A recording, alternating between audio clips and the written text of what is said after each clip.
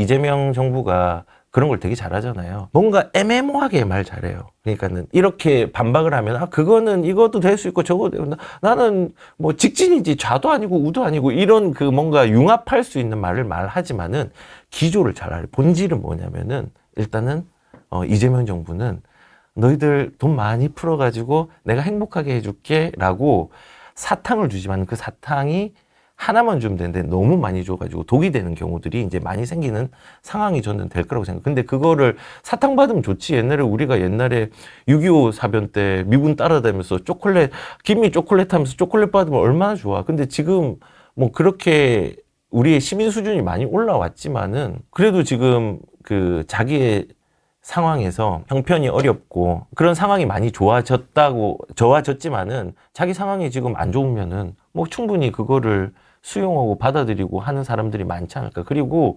비율적으로 보면은 사실은 서민들이 훨씬 많거든요. 그러니까는 현혹은 될 수 있겠지만 저는 그런 거에 좀 현혹돼 가지고 나중에 미래를 어렵게 만드는 상황들을 우리 자녀들한테 물려주지 않았으면 좋겠다는 생각이 들어요. 왜냐면은 돈을 많이 풀 겁니다. 많이 풀 거고 우선은 부동산 이전에 미래 세대를 좀 먼저 생각을 해야 되는 게 신문 하나 좀 볼게요. 네. 이재명 후보가 이제는 돈을 풀 겁니다. 근데 이 안에는 또 지역화폐에 대한 내용이 포함이 되어 있고 요 푸는 것 자체를 비단 조금만 풀진 않을 거예요. 조금만 풀진 않을 거고 아마도 여기 보시면은 이 돈을 풀고 이 돈들은 누가 갚아야 되냐면요. 우리 미래 세대가 갚아야 될 수 있어요. 사례를 보면 되잖아요. 네. 예전에 2020년도 우리 뭐가 터졌죠? 코로나가 터졌죠. 그때 난리도 아니었고 돈을 굉장히 많이 풀었잖아요. 근데 돈을 많이 풀긴 풀었는데 이재명 도지사는 뭘 했냐면요. 보편적 복지, 보편적 돈 풀기 했어요. 돈 100억 있는 사람, 10만 원 있는 사람 상관없이 전 도민한테 10만 원씩 다 나눠줄게. 그럼 경기도민분들 받으셨습니까 그때? 다 받으셨을 거예요. 아마. 와. 예, 거부 권한도 있는데 웬만하면 뭐 그냥 준다는데 다 받죠. 근데 그때 뭐라고 얘기했냐면요. 네. 이거는 기금의 여유 재원을 활용해서 세금 부담과는 무관하다라고 얘기했거든요. 남는 돈으로 한 거다? 네, 남는 돈으로 내가 지금 수익이 100만 원인데 한 50만 원씩 저금해가지고 한 10만 원 정도만 내가 쓰는 거다. 그건 너무 걱정하지 마라 라고 얘기했는데 네. 그 돈이 한 2조 정도가 돼요. 1조 얼마 있는데 지금 이거를 갚고 있어요. 경기도에서. 세금으로. 그래서 원금과 이자를 합쳐서 2조 1천억 정도가 됐거든요. 그래서 이런 부분들을 이제 우리가 2029년까지 이제 상환은 2026년까지 하겠다고 했는데 이것도 지금 여유 자금이 아니기 때문에 빚을 내서 한 거기 때문에 갚고 있는 거예요. 와, 21년도에 쓴 돈을 29년까지 갚아야 되는? 네, 그렇죠. 그런 식으로 갚고 있는 거예요. 그래서 빚쟁이네? 예, 그러니까는 나도 할 수 있겠어. 나 있잖아요. 나도 할 수 있어 이런 거는. 내 돈 아니야. 내 돈 아닌데 내가 나쁜 맘 먹고 난 좀 멋진 사람 되고 싶어. 그래가지고 나 돈을 사실 한 200만 원밖에 못 받는데 내 돈은 내가 조금 쓰고 내가 법카 좀 쓰고 회도 좀 사 먹고 소고기도 좀 먹고 과일 2.5톤 먹고 일본 샴푸도 좀 사고 네. 이렇게 해가지고 내 건 내가 쓰고 남의 돈이 있네. 이걸로 내가 선량한 시민들한테 베푸겠다라고 해서 내가 사람들한테 도시락 다 사주고 이렇게 할 수 있어요. 와. 그거 누가 못해요.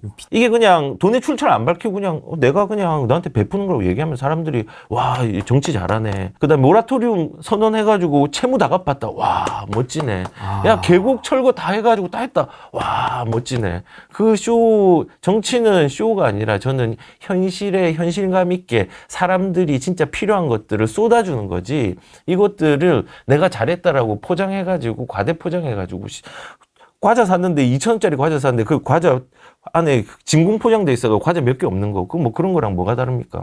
그래서 저는 우선은 미래 세대에 대한 부분이 이렇게 20조를 풀고 그리고 나중에 이제 계속 풀 거잖아요. 명분을 가지고. 근데 그 안에 또 지역화폐가 있잖아요. 저도 경기도청에 이재명 도지사를 좀 모셨잖아요. 네. 그때 실제로. 지역화폐 막 축제하고 그래서 뭐 그런데 가가지고 막 지역화폐 하세요 막 이런데 그때도 기분 안 좋아가지고 뒤에 숨어가지고 지역화폐 축제 같은데 그 뒤에서 그냥 혼자서 그냥 외롭게 그냥 핸드폰 보고 그랬거든요.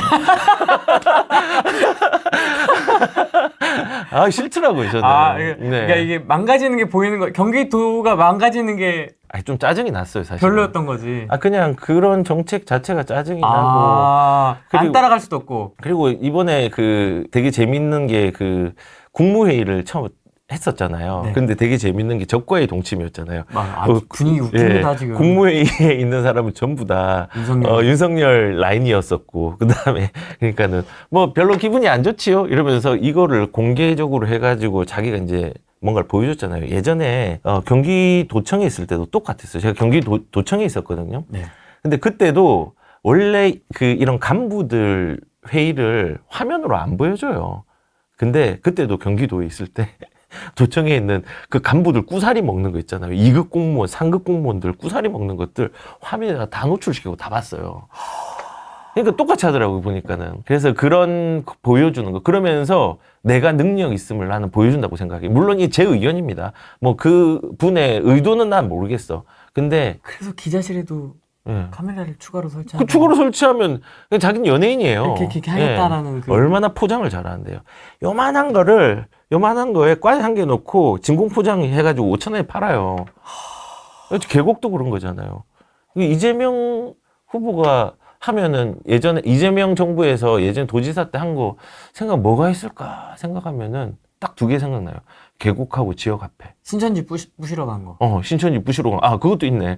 예, 그때. 본인이 직접 갔잖아. 그러니까 그것도 있었네. 예, 아무튼 그게 우리나라에 그런 것도 있어야 되지만은 성장과 발전에 대한 어떤 떠오름도 있어요. 김문수처럼 GTX. 와. 그다음에 삼성 고덕 국제신도시 삼성 유치 딱 한 거 뭐 이런 거는 없고 그냥 사람들의 마음 정서를 막 흔들 수 있는 그런 것들이 딱 들어간 거죠. 기가 막힌다. 네.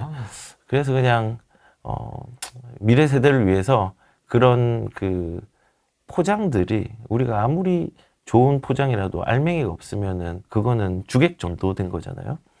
그거를 잘 봐야 되고 그 포장을 잘못 풀면은 미래 세대가 이제 세금 폭탄 그리고 이거를 갚아 나가야 되는 상황들이 생길 수 있다. 세금 폭탄 될 것 같은데요? 이번에 세금 폭탄 25조 추경 막 그렇죠. 한 번만 주겠습니까?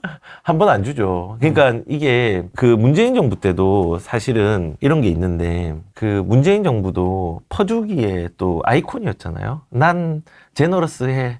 내가 다 퍼줄게 했던 사람이 또 저는 문재인 정부라고 생각합니다. 맞습니다. 문재인 정부가 총 임기 5년 동안에 10차례 151조를 퍼부었습니다. 추경 예산을 했습니다. 근데 역대 대통령 중에서 추경을 가장 많이 한 대통령이 문재인 정부인데, 자, 보면은 문제는 뭐냐면은 김대중 정부 때 외환위기였잖아요. IMF였잖아요. 네. 예, 나는 F학점이다. 그 외환위기 때도 30조. 그럼 물론 이제 이게 물가에 대한 화폐 가치가 다르긴 하지만은 시점 보정이 필요하지만 5회 정도 했어요. 오케이. 이때도 힘든 시기였어요. 맞아요. 그렇죠? 이명박 정부 때 뭐 맞죠? 서브프라임. 이때도 쉽지 않았습니다. 예, 이때도 쉽지 않은데 2회. 근데 문재인 정부 때는 5년 동안 10차례 151조를 했습니다. 와. 그리고 더 놀라운 건요. 국가 부채가 늘어난 속도가 제일 빨랐던 게 문재인 정부였어요. 얼만큼 늘었냐? 그 규모가 이승만 대통령 때부터 박근혜 정부의 규모보다 부채가 늘어난 규모보다 문재인 때가 더 컸습니다. 왜 그렇게? 근데 그거를 또 뒤치다거리 하는 게 이제 그 다음 정부거든요. 뭐 예를 들어서 뭐 한전에서 전기료 동결시켰다. 서민들한테는 좋죠. 근데 거기에 한전채는 엄청나게 쌓이고 그거 나중에 이제 뒷수습하는 거는 정권이 바뀌면은 그게 문제가 있는 거 있잖아요. 언제까지 빚내서 전기료 쓸 수는 없으니까. 근데 아무튼 지금 이 문재인 정부 때도 이렇게 추경도 많이 하고 국채도 많이 발행을 하고 이렇게 했는데 아마 저는 이재명 정부가 들어오면요. 아마 돈 풀 일이 이때보다 더 많을 것 같긴 해요. 물론 이때는 코로나라는 특수가 있었지만은 지금 우리는 지역화폐라는 특수가 있잖아요. 기본이라는 시리라는 게 분명히 이름 바꿔서 기본이라는 게 좀 인식이 안 좋아지니까 기본을 없애버렸지만은 이 비슷한 명분으로 분명히 왜냐, 퍼줘야지 내가 표가 유지가 되고, 퍼줘야지 내년 지방선거를 또 이기고, 지금 벌써 지방선거 준비를 하고 있더라고요, 지금 보니까. 공교롭게도 내년 6월 3일입니다. 또. 그러니까요. 1년, 딱 1년. 예, 딱 1년이잖아요. 그래서 일단은 이런 그 돈풀기를 많이 할 건데 어떻게 할 거냐? 25만 주는 거, 뭐 전 국민 이제 다 좋아하는 거 하는 거고. 왜 주는 거예요, 25만 원? 재난지원금. 나 안 받으려고요. 받기 싫어요, 그거. 그 푼돈을 줘가지고 표를 얻는 거잖아. 자기가 대통령이 된 게 재난이라 주는 건가? 이 진짜 재난이지. 진짜 재난이죠. 그래서 주는 건가? 예. 그러면 받을게. 그 재난 지원금 받는 그런 거지. 의미면 내가 받을게. 근데 근데 왜 주는지 아무튼 모르겠습니다. 그러니까는 그거가 큰 돈인 사람들도 분명히 있을 수 있는데 우리는 작은 돈을 받으면서 큰 세금을 내야 되는 것들 그러니까요. 잊지 않았으면 좋겠습니다. 그러면 이제 이렇게 유동성장이 막 풀립니다. 유동성장이 풀리면은 부동산은? 자산을 자극을 하는 거잖아요. 그리고 뭐 사기 신도시도 만든다 했잖아요. 사기 신도시도 만드는데 이 사기 신도시 만약에 그래 뭐 현실감은 없지만 이 현실감 없는 것도 말씀드릴게요. 현실감 없지만 만약에 한다고 치면은 땅을 확보해야 되잖아요. 토지 보상. 그럼 토지 보상 하잖아요. 그럼 토지 보상을 한다고 하면은 그 토지 보상을 한 사람이 그걸로 스테이크 사 먹을까요? 또 삽니다. 또 부동산으로 사죠. 그럼 유동성이 또 부동산으로 흘러가고 하는 거예요. 그게 결국은 사기 신도시 말도 안 되지만은 일단은 이 외에 다른 유동성장들이 지금 재정을 풀면서 재정에 대한 재정 확대 계획과 유동성에 대해서 완화가 되는 측면들이 있으면은 이거는 자산 시장에 돈이 몰릴 수밖에 없는 구조이기 때문에 우선 돈 풀고 하는 것 자체가 이제 자산 시장을 자극하는데 마침 또 지금 시장이 확 타오르고 있는 시점에 이런 걸 또 한다고 하면은 불에 휘발유를 붓지 않을까. 그러니까 이게 뭐 금리가 상승하는 구간에서 이렇게 했다면 좀 그게 완충이 그렇죠. 될 수는 있겠는데 네. 금리도 방향이 이렇게 잡혔는데 금리도 지금 2번이나 더 할 가능성이 크죠. 미국도 지금 실업률 좀 낮아져 가지고 금리에 대한 부분들 이제 고민을 좀 하고 있는 것 같고 그리고 우리나라는 또 지금 공급 부족에 대한 이슈들이 진짜 큰데 인허가도 2, 3년 전에 많이 안 했고 그리고 내년에 그 물량 자체도 이제 절반 이하로 좀 줄어들고 그거랑 전세가 지금 신고가 찍고 있어요. 전세가가 반포 24억이에요. 9평이. 말이 돼요. 와 장난 아니다. 집값이 아니에요. 부르는 게 값이네요 전세. 그렇죠. 그러니까는 이게 전세가도 그런 게 원인인 것 같아요. 이 계약갱신 청구권이 2020년 7월 달에 7월 말에 개정이 되고 2022년이 지나면 2022년, 2024년.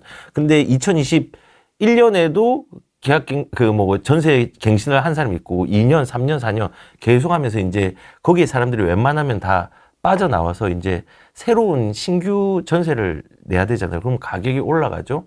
그 올라가니까는 사람들이 이거 전세가가 많이 올라가네.